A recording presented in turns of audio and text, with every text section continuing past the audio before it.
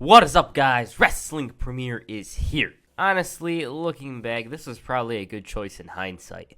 The hard brand split of 2002 to 2005 was completely gone up to this point. Even during the brand exclusive pay-per-views, guys and gals from the other brand made an appearance. Just to give you guys an idea of how many of these brand exclusive pay-per-views weren't so exclusive, let's look at 2006. So that year featured 16 pay-per-views, 12 were brand exclusive. Well, out of all the brand exclusive pay-per-views, 5 were completely exclusive. WWE realized that brand exclusive pay-per-views weren't drawing much, and so they ditched it. From there on, the brands were so tight. Like in 2003, I don't recall a Raw star visiting Smackdown at all. And if they visited the show, they became a member of the brand. But now, up to this point, a Raw star visited Smackdown or ECW almost every month. So basically, the concept of exclusive brands was done. Sure, you couldn't compete for that brand's title, but you did make an appearance every couple of months. And even that in itself happened occasionally, as you could see here. Anyways, WWE in 2011 decided to completely ditch the brand split. I'm not sure why.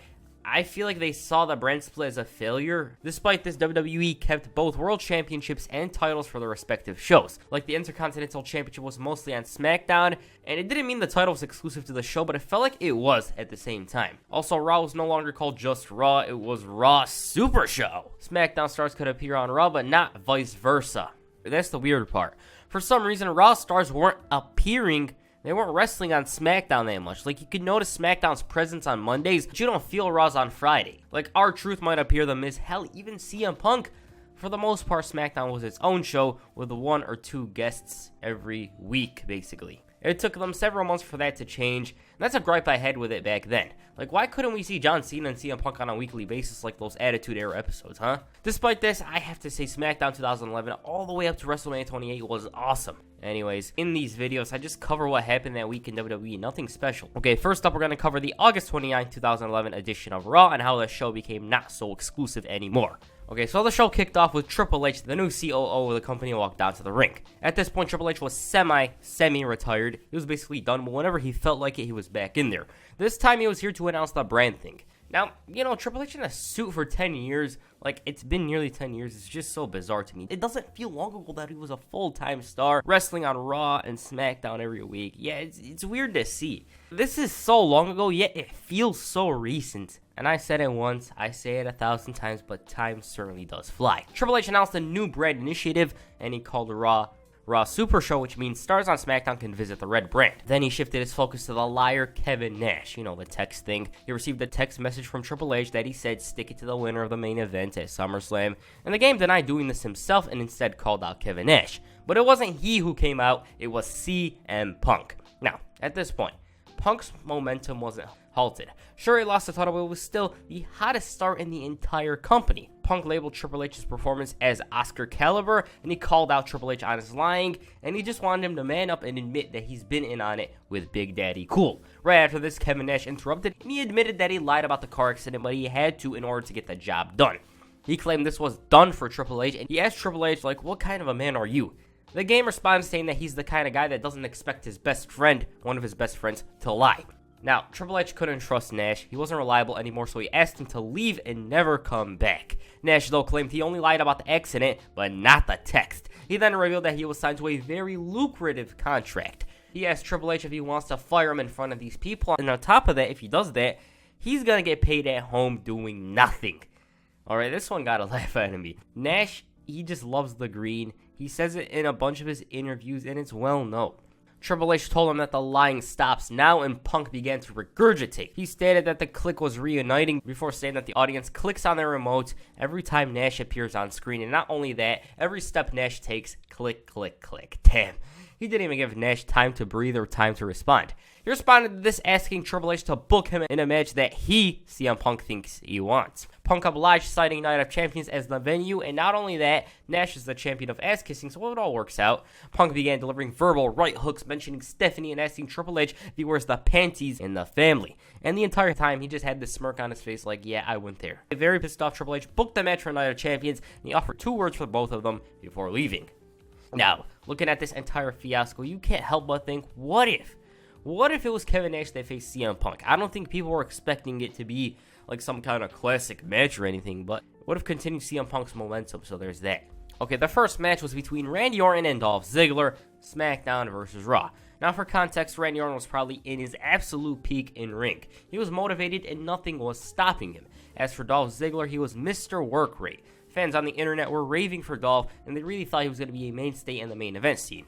Anyways, in the beginning, they went back and forth, and Ziggler had the slight edge. Ziggler's offense consisted of Vicky Guerrero, and at one point, he even hit a zigzag on the outside. John Cone counted all the way to 9, but the Viper slithered back in there. Backstage, Jack Swagger watched on as Ziggler continued to dominate, and he was also a client of Vicky's, hence the camera shot. As for Orton, he did fight back, rights, lefts, and he hit a superplex that helped nobody. This got him a near fall, though. Orton began his comeback, and if you played WWE 12, you know the timing, the speed, everything, rights, power slam, all that stuff.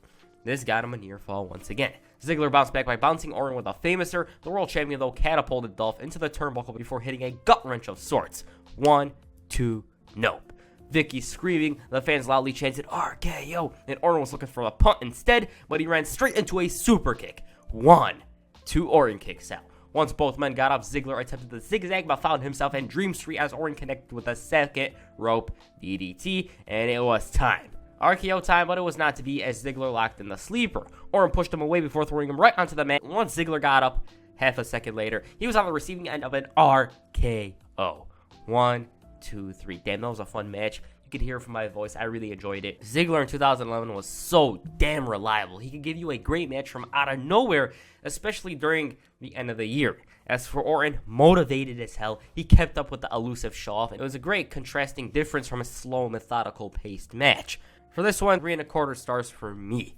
I really loved it. Both men put in a performance, and if they went a bit longer, I bet you would have been even more memorable. Backstage, Josh Matthews interviewed John Cena. Just as he was about to speak, he opted to go out there instead. The fans were obviously 50-50 with Cena, although at some points it seemed like 60-40. He discussed Alberto Del Rio's actions, and now with context, Del Rio stole the title, he made an enemy out of Cena, and he wasn't the man he claimed he was. Like, I'm a good guy, I'm a man of integrity. He's not all that, basically. He was ready to call out Del Rio, but it wasn't he who came out, it was Mark Henry. Now, Mark Henry, at this point, I'd say he was the scariest wrestler in the company. He was absolutely unstoppable, and I feel like in storyline, if Cena and Henry faced off, there was a real possibility that Mark would beat him clean as a whistle. He reminded Cena of the anarchy he's caused and the path of destruction he's laid behind him. Henry proclaimed himself the new world champion, and Night of Champions when Christian came out.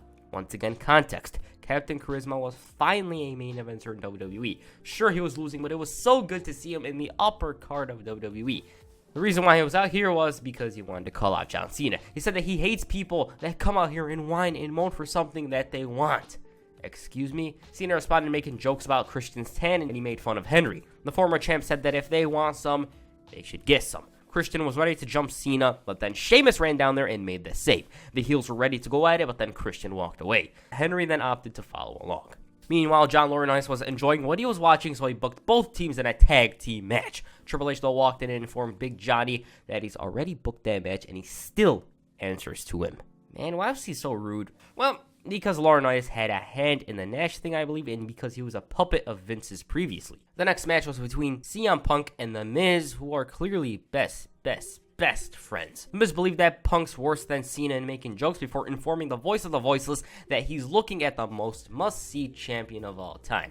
What do you guys think? And seeing as he has to do something in order to get attention around here, that's what he's going to do right now. He's going to beat CM Punk. He shouted that he's awesome. Punk heard a little too much, and it was on. Now, The Miz in 2011 was a weird one. He had a mostly consistent year, but for all the work he did, it wasn't as rewarding as it was in 2010. As a matter of fact, he fell down the card a bit. Anyways, in the early going, Punk had some control, and Miz was vicious. He was all about the rough style. Knees, elbows, punches. He had some momentum with that DDT, and it was Punk who was at a disadvantage. Basically, Miz was out to prove something. He had main evented WrestleMania, and now he's basically thrown out of the main event scene. Hence the aggression during this match. He continued to make Punk look like a jobber before the Second City Saint fought back. Miz went aerial and didn't work, but the awesome one was back to working CM Punk.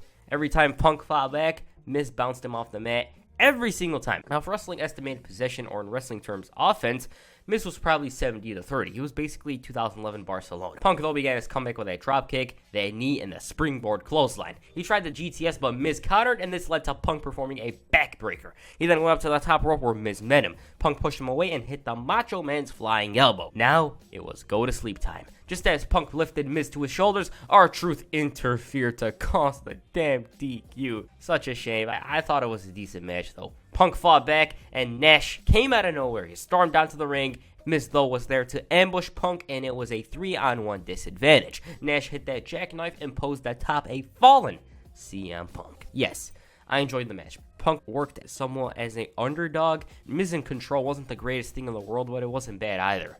So for this one, I'd say 2 3/4 stars in my opinion. If it had a finish, would have been even better. Moving on to the main event. Mark Henry and Christian teamed up to face John Cena and Sheamus. All of these guys, they received a massive push during the year. Cena was champion 3 times, and Sheamus was the most protected star in the entire company. I believe he went on a 1 million match winning streak during this time period. Like, every time you turn around, Sheamus won.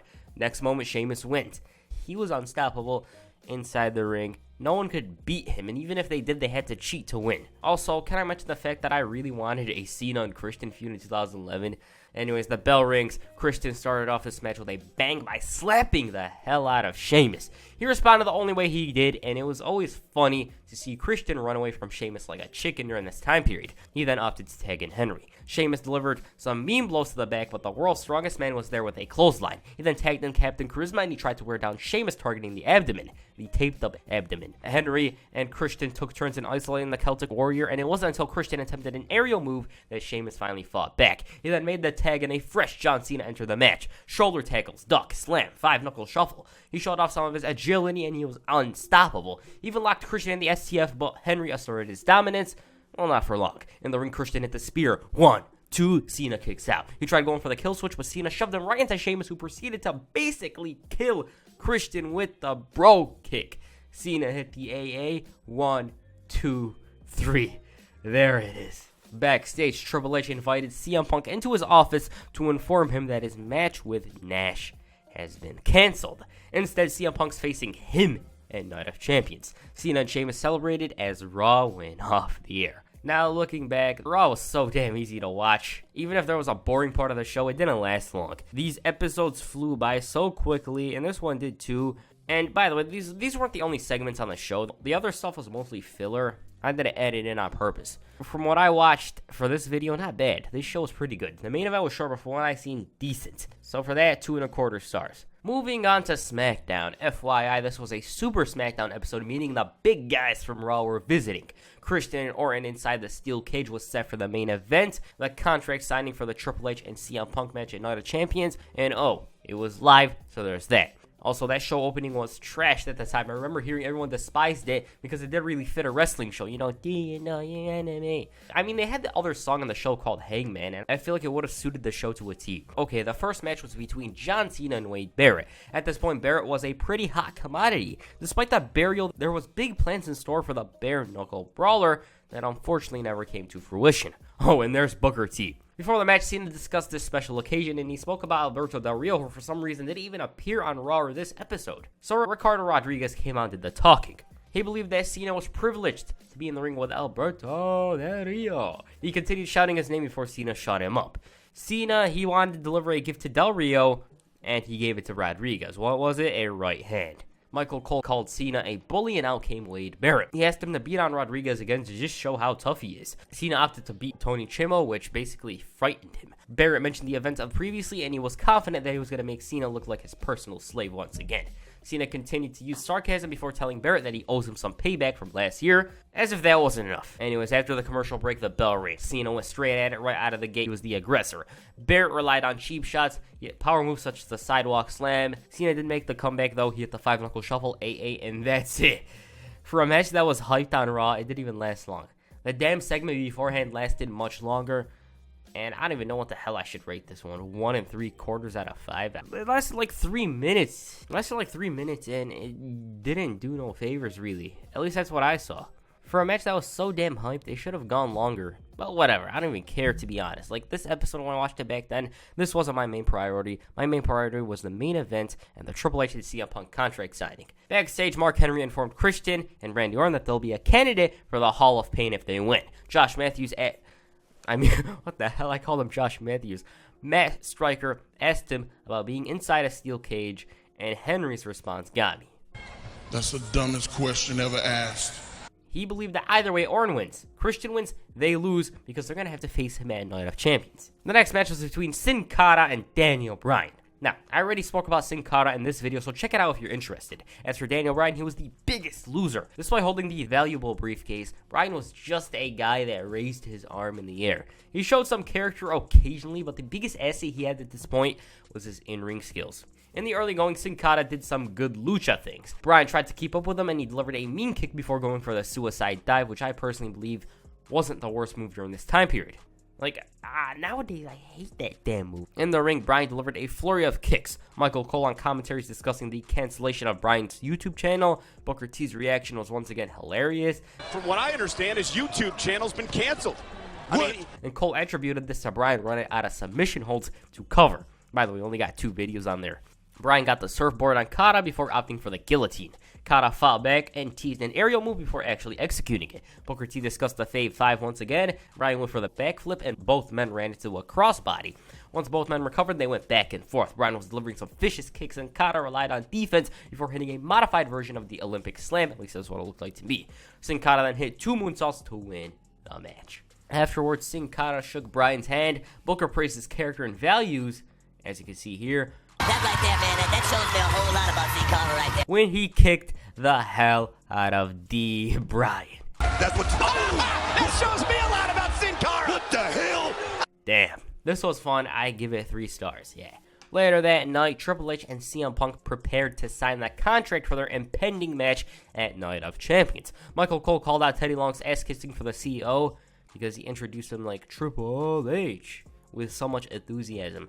Now, story goes, CM Punk believes there's a conspiracy and that Nash and Triple H are in cahoots. Punk took a seat, Triple H stood in anger, and he had a small thought about the reliability of the contract. Triple H let Punk know why he accepted the match. It was because of disrespect to his family. Punk tried interrupting, he shut him up. And Triple H believed that he was a good guy. Why? Because he bent over backwards to work with Punk. He mentioned the efforts such as Cult of Personality being his theme song, and the Best in the World t-shirt, everything. And due to Punk's lack of respect, he's going to have to deal with him like a man at Night of Champions. The Second City Saint was excited to face Triple H because the new version of him sucks. He wants the old version to face him at Night of Champions. Punk said that he loves the WWE, and if he didn't, he'd be sitting at home in Chicago. And the reason why he's here is because he wants to change. Not only for himself, but for everybody. The game believed that it was for Punk's own benefit. He said that some of these people like the WWE regardless of Punk's opinion towards the company. And basically, Triple H believed that Punk wanted change, but with himself at the top. Like, even if the WWE was to change, Punk wouldn't be satisfied unless it was he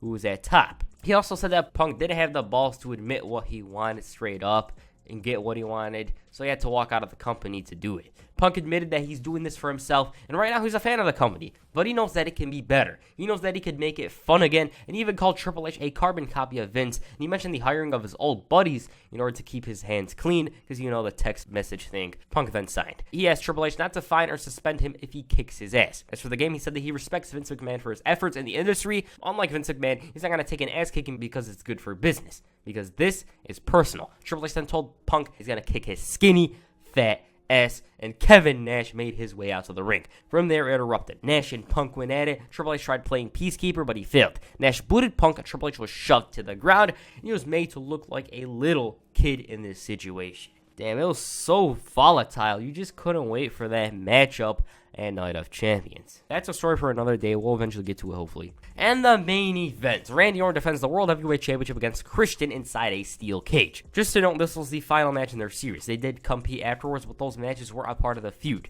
I fondly remember watching this match live back in 2011. I'm personally grateful that I did. Orton, like I said, was probably in-ring at its peak. Also, I had already covered the feud in a previous video, but like the Hall of Pain one, it's not on the channel currently. There's a copyright issue for those ones. I'll eventually remake them and retain the footage, but show my face again. Anyways, the match itself right out of the gate was in second gear. After the commercial break, they went back and forth. Christian tried climbing out of the cage, Orton tried executing the RKO, and both men showed the knowledge they had for one another. They were aware of every move. And at one point, Christian made it to the very top, but Orton caught him and hit the superplex. After the commercial break, we found Captain Charisma trying to claw his way out through the cage door, but he was unsuccessful once again. It was back and forth. Orton bounced Christian's head off the cage. The Viper attempted the power slam, but Christian had knowledge, so we threw him into the cage to finally execute it. Christian responded with the inverted DDT. 1, 2, Orton kicks out. Christian tried to escape by climbing the cage once again, but Orton was quick. He failed to push him away, and Captain Charisma hit the frog splash. 1, 2, nope. After this, he teased the spear, but Orton had him scouted, and he attempted an RKO, but once he turned around, bam! Christian hits the spear. 1, 2, Orton kicks out. Seeing as he attempted almost every move, Christian took a page out of Orton's playbook and went for the punt. Orton avoided trouble, and Christian faked the sunset flip. He instead tried climbing to the top, but the Viper caught him and hit that devastating gut-wrench slam. The challenger attempted the kill switch once again, but Orton was there to hit that second rope DDT, and now it was time for the RKO. Christian ran to the top, and Orton caught on. They went back and forth atop the 15-foot high cage. At one point, Christian had the advantage. No, it was Orton, and Christian nearly fell to the floor, but Orton just couldn't let go of that title. Then both men tried to hit their finisher from the top rope, and Captain Charisma almost had it, but Orton managed to catch Christian and hit that avalanche, that super RKO. 1, 2, 3. Damn, what a match. What a freaking match. They didn't even have time to breathe in there. And Orton himself didn't have enough time to breathe because Mark Henry was craving some action. Orton tried to fight him, but a fresh Henry wasn't backing down. He splashed him and ran him right into the steel cage. The fans booed it, and Henry wrapped it up with a world's strongest slam. He then posed with the title as Smackdown went off the air. Damn, that was really fun. I love fast-paced matches. Orton was absolutely on his element, and Christian was able to bring out the very best in him. So for this one, 4.25 stars. So damn fun, so damn enjoyable, amazing, breathtaking, memorable, historic ending to this long, entertaining feud.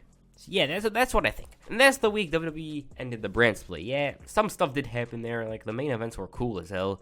My favorite match was Christian versus Orton. My favorite segment was the Triple H and Punk ones, obviously, because they're covered here. Yeah, a bunch of stuff happened here, and I'll be sure to make another week, hopefully in the future. So yeah, that's it for this video. Make sure you hit a kill switch on the like button, and perhaps the RKO on the subscribe button. Peace, I'm out.